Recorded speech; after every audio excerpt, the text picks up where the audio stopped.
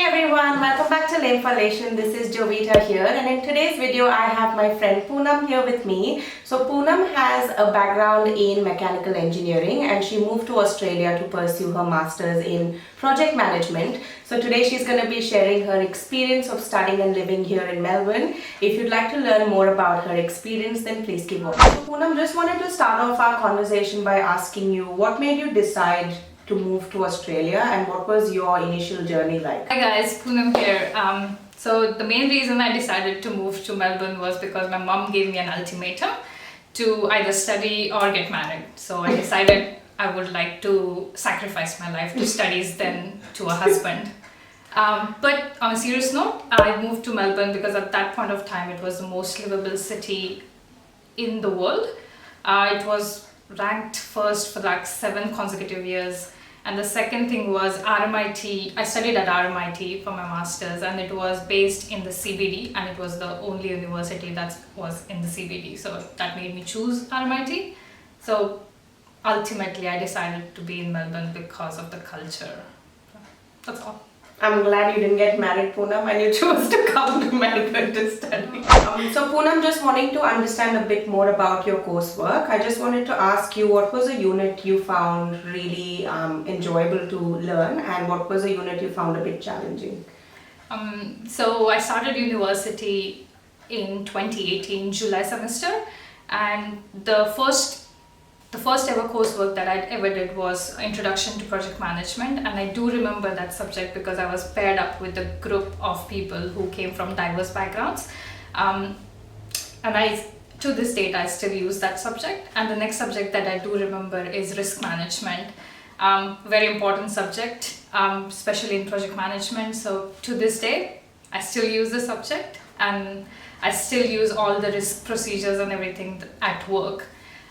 In my last year of university in 2020, which moved into COVID, so it was online, but I did a specialization subject on safety, so I had to write a special business case to get those subjects. But I did do those subjects because of my work at that point. So Poonam, like you mentioned that this university was situated in the CBD area, I just wanted to know what was the social life like and what options of fun things did you have to do around the university? I did go to a few clubs they had a Formula 1 racing club.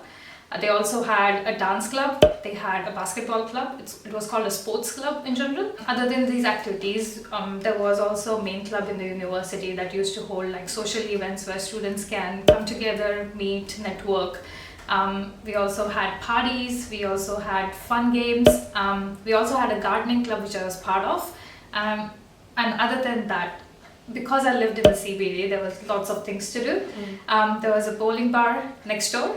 There was a basketball court, like I said, next door. There was a pub, a rock climbing area, and there's a place called Docklands which was down the street, and also Fed Square, which is very famous in Australia. Like as students we do have to manage our finances and look for part-time or casual jobs. So I wanted to know what was your experience like working part-time and also how did you find these jobs? I don't know if anybody knows, but there are dedicated hours that you can work as a student and you cannot cross that limit. It does keep changing, so you have to be updated according to the immigration laws. But I worked at that point of time because it was a requirement for me to work a part-time job so I can pay my rent, utilities, or afford the living that I wanted to live. Also, I didn't want to depend on my parents at that point of time. I was 22 and I wanted to be young and free. But that's the reason I worked at that point of time. It was definitely challenging to find a job when I moved to Australia. I tried to find a job in the CBD and I was successful in finding it after like three months of searching. So it was very challenging to be calm and patient, but eventually we got there. First ever job that I did in Australia was being a receptionist for a GP, as in a doctor. I worked there extreme hours. It used to finish at 11. It was in a suburb that was like 20 minutes away by train. So the next job I did after being a receptionist was in a small cafe. I worked there for only 2 months and then I was continuously applying for blue collar jobs because being at university, I only wanted to work for the dedicated hours that were given, and I wanted to make most out of it. RMIT, when I was studying at RMIT, we had a job portal, a career portal for students as well as people from outside, and I used to continuously look at it. And how did I get to know about this? Because there was a session for resume writing, for finding jobs, and career sessions in university, which were held by the Student Union Club. So moving on, I kept applying. So I started in January 2019, and eventually I got a job in July 2019, where I did my first interview. And the interview process went for 4 weeks. It was very hard to be patient at that point of time. And I got selected, and the job was 18 hours per week. To moving on into a role that I have never worked into. It was a hazardous material officer. So it's called hazmat officer. And that experience was really amazing. I had a very good team to work with that supported me and my education. It was very challenging to work when I had assignments due. Thankfully, I did not have exams for my coursework, but the people who did have exams, I could see that it was very challenging for them to be at the job and complete their assignments, complete their examinations. Thankfully, I was lucky enough to not have exams. So I completed the job in May 2020 along with my master's, because that role had limitations on who can do that job, and then only a student with a particular degree can do that job. So I had to let it go. After I completed that job, then I was jobless for 3 months, and I was ready to do anything that was possible. So I did really fun jobs during that time. I worked in a cafe. It was a Maharashtrian cafe called Chai and Chili. It's very famous in Australia, like in Melbourne. You get really good vada pav there. And to all the Mumbai and Maharashtrian people, good Yes, vada you pav. do. Then I moved into MCG. So one of my friends used to work at MCG, and she referred me into MCG. So you have to go through this whole process of applying for it. You have to submit your visa, your Vivo check. So they do a full credit check on you, basically. After that, I moved into working for Australian Open, and also a lot of people dream of working for Formula One, and I have. So I worked at F1. I worked as a person who checks your tickets. Thank you for sharing that, Poonam. That is actually amazing to hear the opportunities you've had, and especially for our viewers, if anyone's watching this, it'll be inspirational for them that they could actually work at MCG or even for F1. So thanks for sharing that. Sometimes it can feel a bit overwhelming as a student to find jobs and connect with people as well. But like you mentioned, the universities do have a lot of supports in terms of the portals or any workshops and things that they provide. So if you do find it a bit overwhelming, always connect to the university and try to network with people so you get to know more about part-time roles and casual roles. So Poonam, you mentioned that you had to repay your loan as well when you were working part-time. So what was your process like applying for the loan? So when I was back in India, Australian government at that time required like $20,000 to be shown in your account. And the only way I can do that was from education loan. So I had to take 40 lakhs worth of loan, which is like a lot in India. So after 10 lakh rupees, you have to put someone as a guarantor as well as something as a guarantee. So my dad was my guarantor. It was really difficult to convince him at that point of time, but eventually he got there. So I had to, the house that I stayed in was put up as a guarantee, and I had to pay a processing fee towards this loan. And how did I find this agency was through the career counseling people that had a tie-up. So I did try to go to various banks, and I had to do a lot of comparison, but due to the time limits that I had at that time, I had to go with this specific agency and get 40 lakhs worth of money at 12% interest. Your process does sound a bit tedious, and the interest rates as well. It's quite difficult to know which bank's offering what kind of interest rates. I wish there was something in the market that would have helped us, to understand the banking situation and compare all the interest rates for us. Have you heard about Gyandan? No, I've not. What's that? Well, it's a company that was established in 2015, and they help all students that are applying to go pursue their masters or their bachelors anywhere in the world, and they help you with your loan application process. So they provide you with a financial consultant who will then be able to support you with comparing different interest rates with different banks, and also help you to negotiate and fill out the paperwork and all of that with you. And the best part about Gyandan is they don't charge you any fees. That sounds interesting because I've paid a lot of money to just process my loans, like heaps of fees just to get it through the system. So where do I find more information about this? Well, if you want to get a more detailed understanding about Gyandan, I've made another video for this. You can find the video link just up the top here, and if you'd like to access Gyandan for your future loan application processes, find the link in my description box below as well. Now moving into full-time opportunities, I just wanted to know what was your journey like from these part-time roles to ending up to the job that you are at right now? In 2021, because I was still applying for the roles, I remember one day I had applied for 200 jobs in a day, and the next morning I woke up at 9 o'clock because day off. I had 10 rejections at 9 o'clock and I started crying. It was very painful.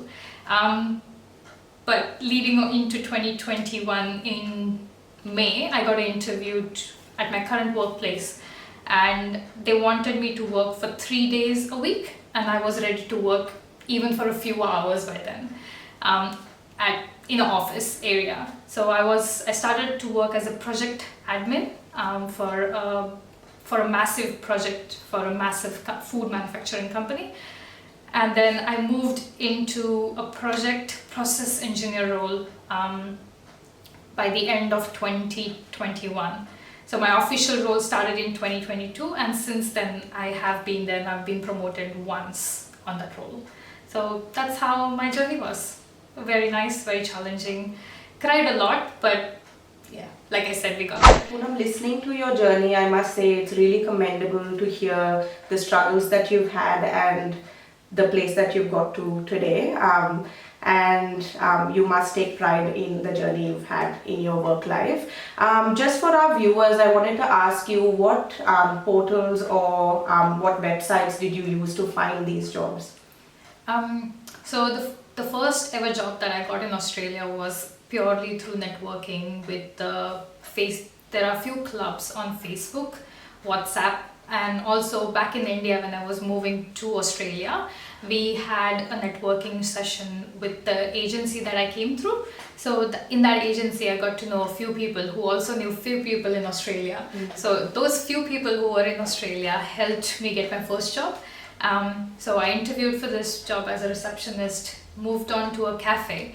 So this cafe job was actually a walk-in job. So one day I printed heaps of resume and just started distributing it in person to the manager or to the people or front of staff. There are multiple agencies.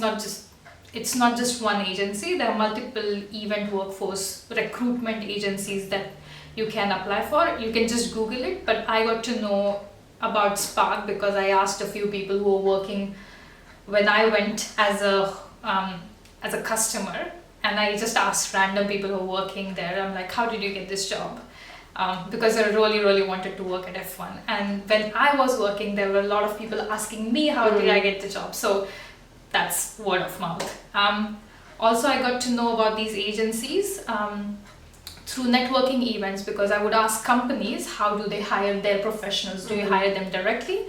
Or do you hire them through agencies? Because as being an immigrant or being on a visa, you might not get into the company directly through their workforce, but you have to go through an agency. It's just how it works in Australia. So the agency that I went through into my current role was called Programmed, or it's called Go Programmed, and there are multiple agencies that you can just Google. But also you get these agencies on Seek, Indeed and Gumtree, so you can explore those options for yourself as well. I just want to quickly do a rapid fire segment just to be sharing some fun things about Melbourne. So I'll ask you some questions that I have on here. So the first one is, what's one restaurant or cafe that every newcomer should try? So for cafe, I would suggest go try Cakes at Bruneti. Also their coffee is good. And for restaurant, go try Guzman Gomez. It's a Mexican restaurant. Good rice, good food. Nice. And on the same lines, what's your favorite cuisine that you've tried here in Australia? Like I said, Guzman Gomez Mexican. They introduced me to Mexican food. And hot pot. Dragon hot pot is a Chinese dish and it's really good. I love Dragon Hot Pot. You must Me try too. Dragon Hot Pot. Out of all the places that you've visited in Australia, which is your favorite and why? So I've traveled about 60% Australia, but Queensland's Great Barrier Reef was the best experience that I ever had. I am really, really, really scared of water, and I still did do diving. So I dived the first time and the only time I'll ever do it. So Nice. the reef is very beautiful. You should do it. I've Everybody heard a lot should do about the reef. I haven't ever visited, but hopefully soon. And the next one I have here is, what's a cultural or social activity in Australia that you really enjoyed?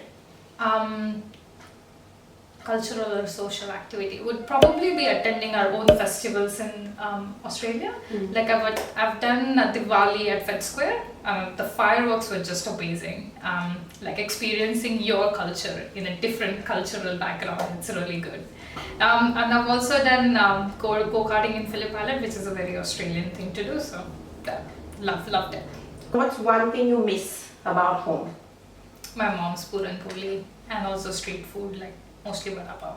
Vada pav. And chai and chili does that. Chai chili does do that, but nothing can beat Indian vada pav. Moving on to beaches or mountains? Beaches. Cool. Which is your favorite beach that you've visited so far? So there was this one beach in Perth that we visited. So in Melbourne we can't go to beaches because it's so cold, but in Perth the weather was so warm and so nice, and even though I'm scared of water, I still entered because the water was warm, like lukewarm. Nice. So it was very nice. What's one rooftop bar that you'd recommend to everyone? The first ever bar that I went to as a rooftop was Curtin House, and I still go to it because it's one of the best rooftop bars that I've been to. And I'd like to end this segment by asking you, what's one advice you'd give anyone that's watching this video? So the advice that I would give to people who are already in Melbourne is, don't be worried about your financial situation so much that you stop enjoying your life. I did that for a part of my student life, and it wasn't a very healthy dynamic that I had with myself. Enjoy your life, have fun. You don't have to, there are so many free activities in Melbourne that you don't have to spend a penny. Explore everything around Melbourne, it's really beautiful. And the second advice that I would give to everybody who's going to travel from India or from anywhere across the globe, or just be here for like a tourist thing. Melbourne is a very nice city to be in, and it has been home for me for a very long time now 6 years, and it's just beautiful. Just enjoy your life, just have fun, don't worry. It's stressful, but you eventually get there. Just keep at it and you get there. Thanks Poonam, thanks for your advice. So that was it for today's video. I hope you liked it and learned something new. If you did, don't forget to give this video a big fat thumbs up and also subscribe for more. And don't forget to click the bell icon right next to the subscribe button so you get notified every time I upload a new video. We also have the comment section down below for any suggestions of what kind of videos you'd like to watch next. Please leave your suggestions below and I'd love to make those videos for you guys. And that was it. I will see you in my next one. Until then, peace and love.